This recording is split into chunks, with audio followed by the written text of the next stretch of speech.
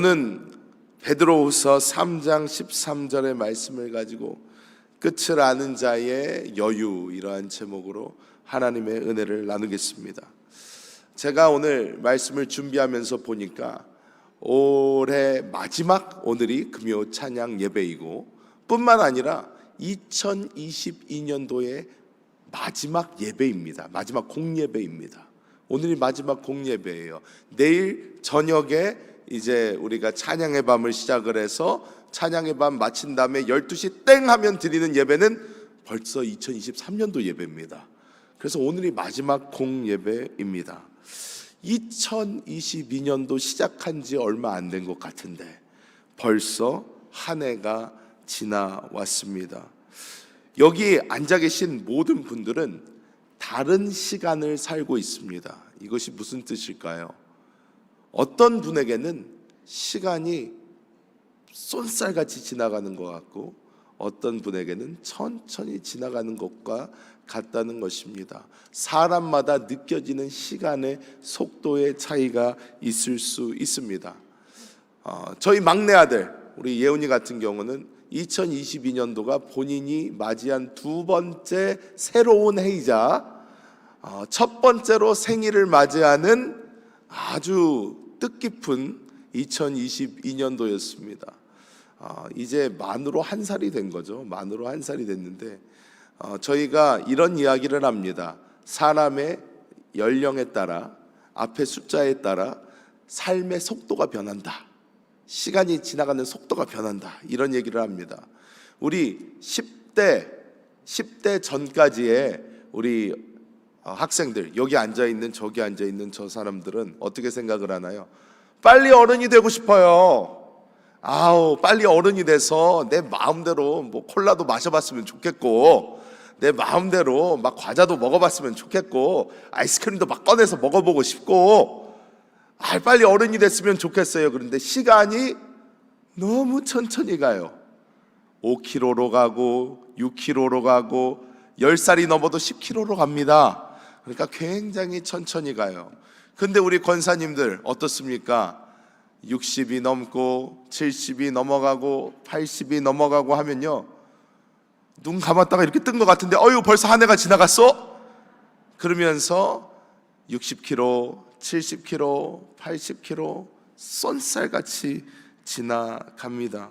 그런데 우리가 알아야 되는 것은 시간은 이렇게 우리 모두에게 공평하게 흘러가고 있는데 우리는 그 시간 안에 몸을 두고 있고 그 시간은 우리를 어느 곳으로 데려가고 있다는 것입니다. 우리가 그 시간 안에서 각자 다른 곳을 향해서 나아가고 있습니다. 그런데 우리가 알아야 되는 것은 우리가 어디로 가고 있는지, 나의 목표점이 어디인지에 따라서 우리가 가는 길이 많이 변한다는 것입니다. 제가 여기 있는 우리 학생들, 우리 푸뉴마 오늘 주간인데 푸뉴마 학생들 또 여기 있는 어린 학생들에게 글을 잘 쓰는 법을 알려줄 수 있습니다. 글을 잘 쓰는 법, 문과예요, 문과. 그러니까 글을 아주 많이 썼고 아주 또 나름 잘 씁니다. 그런데 제가 배운 것이 있어요. 우리 미국에서 교수님들이 늘 귀에 딱지가 않도록 하는 이야기가 있습니다. 무엇이냐면 논지라고 합니다. 논지, 주제문이라고 하는데 글의 시작서부터 글의 끝날 때까지 내가 글의 어느 부분을 읽어도 나의 논지에서 벗어나면 안 된다, 이런 얘기를 해요. 내가 하려는 말이 처음에 읽든 중간을 읽든 마지막을 읽든 내가 무슨 말을 하려는지가 보여야 된다는 거예요. 즉 방향성이 굉장히 중요하다는 것입니다. 또한 여러분, 우리가 요즘은 스마트폰이 이렇게 발달을 하고 나침반이 다 되고 시계에도 요즘에 스마트워치, 그래서 어디가 동서남북인지 잘 아는데 옛날에 이렇게 스마트폰도 없고 나침반도 없고 이럴 때는 우리가 방향을 어떻게 찾았습니까? 밤이 되면 북극성을 바라봤어요. 북극성이 어디지? 그래서 저기다, 저기가 북쪽이야 하면서 찾아갔습니다. 어디를 가든 방향이 똑바로 되어 있으면 우리가 올바른 길로 갈 수 있다는 것입니다. 오늘 우리가 함께 시작하면서 읽은 이 베드로후서 3장 13절의 말씀은 어떻게 말씀을 합니까? 우리는 그의 약속대로 의가 있는 곳인 새 하늘과 새 땅을 바라보도다, 이렇게 말씀을 합니다. 끝에가 어떻게 끝나요? 바라보도다, 이렇게 끝납니다. 우리가 바라본다는 거예요. 근데 무엇을 바라봐요? 새 하늘과 새 땅을 바라본다고 합니다. 새 하늘과 새 땅을 바라본대요. 그런데 너무나 재밌는 것이 그 시작이 어떻게 돼 있나? 그의 약속대로 라는 말로 되어 있습니다. 이 말씀이 왜 중요할까요? 그의 약속대로라는 이 말씀은 하나님께서 우리에게 무엇인가를 약속해 주셨다는 거예요. 언약이 생겼다는 것입니다. 우리는 사람끼리 서로 약속을 해도 어길 때가 있습니다. 우리 부모님들 아이들하고 약속을 했다가 안 지키면 어떻게 됩니까? 난리가 납니다. 아빠는 거짓말쟁이야, 엄마는 거짓말쟁이야, 약속했으면서. 이 말 참 많이 들어보지 않으셨습니까? 저는 최대한 지키려고 하기 때문에 약속을 잘 안 합니다. 왜? 약속을 하면 안 되니까. 그래서 특히 저희 집은 우리 둘째가 이 약속을 아주 끔찍하게 생각합니다. 그래서 지나가는 말을 하시면 안 됩니다, 절대로. 그게 다 약속으로 생각하기 때문이에요. 그래서 저희 어머니 아버지께서도 많이 당하셨습니다. 할아버지가 나중에 장난감 사줄게 그러면 2년이 지나고 3년이 지나도 물어봅니다. 그 장난감 어디 있습니까? 이게 우리가 이 약속이 굉장히 사람끼리 했을 때는 어겨질 때가 많아요. 사정도 바뀔 수가 있고 이런 일 저런 일 생길 수도 있습니다.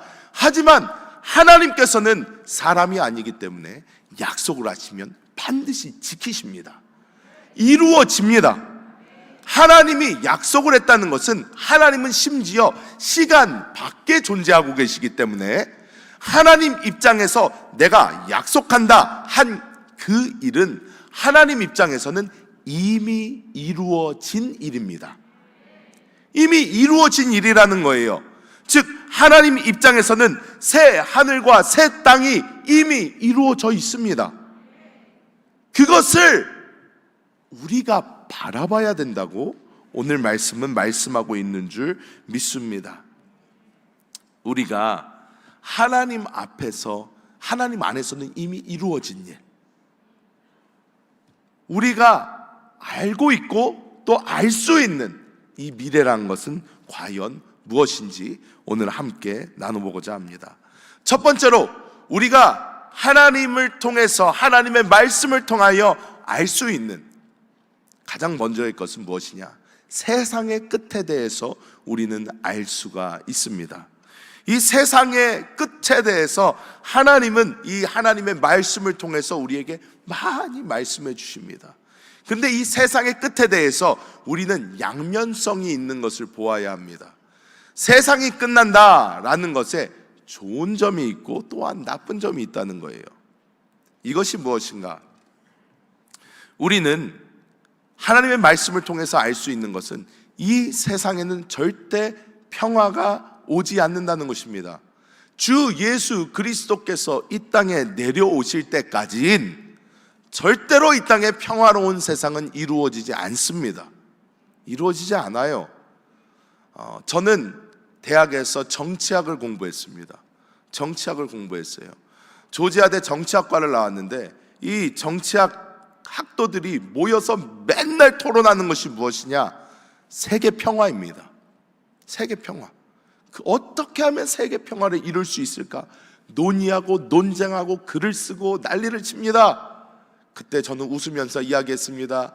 야, 이것들아, 예수님이 오시기 전에는 어림도 없는 일이다. 왜냐? 정말이에요. 하나님의 말씀은 그렇게 나와 있습니다. 이 세상은 점점 타락할 것이고 점점 악해질 것이고 이 세상은 점점 끝을 향하여 갈 것이라고 성경은 정확하게 우리에게 말씀하고 있습니다. 이 세상의 끝에 그래서 하나님의 심판이 있을 것이고 그리스도 예수께서는 다시 오실 것이며 그때에야 이 땅에는 진정한 평화가 임하게 될 줄 믿습니다. 그래서 일단 우리가 보아야 될 것은 무엇인가요? 나는 이 세상을 어떻게 지금 바라보고 있는가 우리가 돌아봐야 됩니다. 여러분, 여러분의 소망이 어디 있으십니까? 여러분 지금 무엇을 바라보며 나아가고 계십니까? 그 시선이 혹시 이 땅에 있으시지는 않으십니까? 우리가 우리 자녀들에게 많이 물어봅니다. 너는 꿈이 뭐니? 라고 물어봅니다. 그런데 우리가 이 자녀들에게 듣고 싶어 하는 그 답이 이 땅에 있지는 않습니까? 저는 훌륭한 의사가 될 거예요. 저는 훌륭한 변호사가 될 거예요. 저는 훌륭한 모어가 될 거예요. 그런데 그것이 결국 이 땅에 있는 소망이라면 우리는 이 땅의 끝을 알기 때문에 그것이 쓸데없는 거라는 것을 우리는 알아야 됩니다. 왜? 이 땅에 소망이 있다면 이 땅은 어차피 하나님께서 끝내버릴 것이고 이 땅은 계속 나빠질 것이고 이 땅에는 소망이 없음을 우리 하나님의 말씀을 통해서 끝을 벌써 보여주셨는데, 우리가 이 땅에 소망을 둔다면 그거보다 허망하고 허무한 것은 없다는 것입니다. 그래서 우리는 이 땅에 있다가 없어질 것을 위하여 목숨을 걸고 살아가는 그것을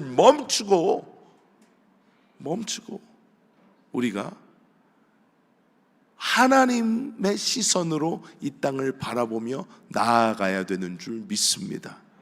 세상의 물결이 지금 흐르고 있어요. 세상의 물결이 막 흐르고 있습니다. 우리가 그 세상의 물결에 몸을 이렇게 맡겨버리잖아요. 그러면 그 물결 안에서 세상이 흘러가는 것에 대해서 민감해집니다. 이러다가 망하는데, 이러면 안 되는데, 내가 이렇게 살아야 되는데, 저렇게 살아야 되는데, 너무너무 나도 급박해져요. 왜? 세상이 막 변화하기 때문입니다. 우리는 이 세상이 너무 중요하다고 생각을 하고 살아갈 때가 많습니다.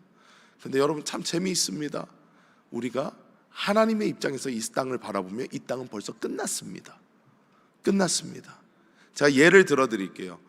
우리가 중요하다고 생각하는 것들을 몇 개를 생각해 보겠습니다. 오늘은 또 푸뉴마 주간이니까 우리 푸뉴마 우리 남자 형제들은 아주 중요하게 생각하는 것 중에 하나가 바로 축구입니다. 오늘 축구의 신이라고 불렸던 펠레가 짜이치엔하고 갔어요. 펠레가 갔는데 우리 친구들은 펠레 시대는 아니니까. 그런데 축구를 여러분 한번 생각해 보세요. 축구를 가지고 이 세상에 있는 사람들이요 살고 죽습니다. 축구에서 한 골을 먹고 왔다고 골키퍼가 총에 맞아 죽는 일도 있고요. 그 나라에 가서 돌 맞는 일이 허다합니다. 왜? 남미나 유럽이나 이런 데는요 축구에 목숨을 걸어요. 여러분, 근데 축구가 있는 그대로 바라보자고요. 축구가 뭡니까? 11명의 사람들이요 풀밭에 뛰어나가가지고요 공을 발로 차가지고요 요만한 골대에다가 넣는 거예요. 그렇잖아요? 그게 축구잖아요? 이게 목숨을 걸 겁니까? 진짜로요. 이게 목숨을 걸 겁니까? 거기서 공이 여기에 들어갔다고 목숨이 왔다 갔다 하고 저기에 들어갔다고 하고. 그런데 사람들은요 그 공 하나에 목숨을 걸어요. 이 세상 그와 같은 거예요. 그것만 바라보고 살 때는 그게 제일 중요한 것 같아요. 축구공 하나에 막 목숨이 왔다 갔다 해요. 그런데 우리가 진짜로 삼자 입장에서 그걸 딱 쳐다보면요 저게 뭐가 중요한데? 라고 보게 되는 것입니다. 세상도 마찬가지입니다. 우리가 지금 세상에 몸을 담그고 있으면 우리한테는 지금 우리가 하고 있는 그 일이, 우리가 지금 나아가고 있는 그 길이 조금만 어긋나도 죽을 것만 같고, 그것이 잘못되면 우리의 인생이 끝난 것 같고 더 이상 소망이 없는 것 같고 한데, 우리가 하나님의 입장에서 그것을 바라보기 시작한다면 아무것도 아닌 거예요. 아무것도 아닌 것이라는 것입니다. 그렇기 때문에 우리는 이 모든 것 가운데 하나님의 시선으로 바라봐야 될 줄 믿습니다. 좋은 점 또 보면 무엇이 있습니까? 제가 여러분에게 처음에 시작할 때부터 이야기 드렸습니다. 이 세상은 절대 좋아지지 않는다는 거예요. 점점 악해질 것입니다. 점점 나빠질 거예요. 그런데 우리에게 소망이 있어요. 왜 소망이 있습니까? 이 세상이 끝날 것이기 때문입니다. 누구로 인해서? 주 예수 그리스도로 인해서 끝날 거예요. 예수님이 딱 오실 거예요. 오셔서 다 끝내실 겁니다. 그리고 예수님이 왕이 되실 거예요. 와, 그때 되면 얼마나 멋있겠습니까? 우리는 다 주 예수, 주 예수. 우리 막 한세교는 맨 앞줄에서 막 외칠 거예요. 막 주 예수. 막 다른 사람들은 막 뭐 연예인들이 왔다고 소리 지르는데 우리의 연예인은 우리 주 예수 그리스도세요. 할렐루야, 주님 오셨다. 드디어 우리 주님이 오셨다. 우리 외치게 될 줄 믿습니다. 그래서 이 땅에서 살아가면서 여기서 이런 일이 일어나고 저기서 저런 일이 일어나고 이 세상의 부조리를 보고 악함을 보고 그럴 때마다 우리가 승질을 내는 것이 아니라, 오 마라나타 주 예수여 어서 오시옵소서. 이 땅을 빨리 끝내주시옵소서. 나는 주님이 약속하신 새 하늘과 새 땅을 바라볼 겁니다 하면서 나아가야 될 줄 믿습니다. 우리 갈라디아서 6장 8절의 말씀 함께 보겠습니다. 갈라디아서 6장 8절의 말씀 합독합니다. 자기의 육체를 위하여 심는 자는 육체로부터 썩어질 것을 거두고 성령을 위하여 심는 자는 성령으로부터 아멘. 우리가 육체, 즉 이 세상을 위하여 우리가 심을 때 세상에 썩을 것을 거두게 될 것입니다. 하지만 우리가 성령을 위해 심을 때에 우리는 영원히 없어지지 않는 하나님의 놀라운 생명을 거두게 될 줄 믿습니다. 또 우리가 이 하나님의 말씀을 통하여 알 수 있는 두 번째 하나님 보여주신 것 무엇입니까? 바로 세상의 끝을 알았다면 나의 끝이 어떻게 될지도 주님은 보여주십니다. 우리는 성경을 통하여서가 아니라 상식적으로 우리 모두에게 다 끝이 올 것을 알고 있습니다. 그런데 중요한 것은 우리 예수 믿는 우리는 우리의 진정한 생명이 어디에 있는지 또한 알고 있습니다. 우리의 진정한 생명이 이 육신이 아니라 우리의 영임을 우리는 알고 있다는 거예요. 우리의 영이 우리의 진정한 생명인 줄 믿습니다. 그렇기 때문에 우리는 우리의 끝이 이 세상에서의 육신의 끝이 아니라 우리의 진정한 끝은 오늘 말씀에 나와 있는 새 하늘과 새 땅이 우리의 끝입니다. 그것이 끝이에요. 그 중간에 또 뭐가 있기는 있어요. 그게 뭐예요? 천년왕국이 있어요. 근데 이 새 하늘과 새 땅, 이거는 천년왕국 다음이에요. 그러니까 완전 끝이에요. 이거는 영원한 나라예요. 그러니까 우리는 우리의 초점이 어디가 있어야 돼요? 새 하늘과 새 땅에 가 있어야 될 줄 믿습니다. 새 하늘과 새 땅에 우리가 우리의 초점을 맞춰야 된다는 것입니다.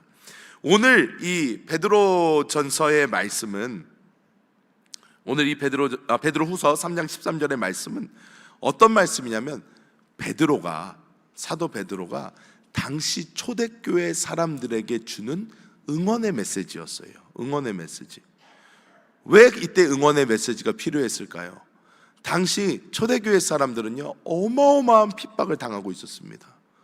예수 믿으면 쫓겨납니다. 자기 사회로부터 완전히 쫓겨나게 됩니다.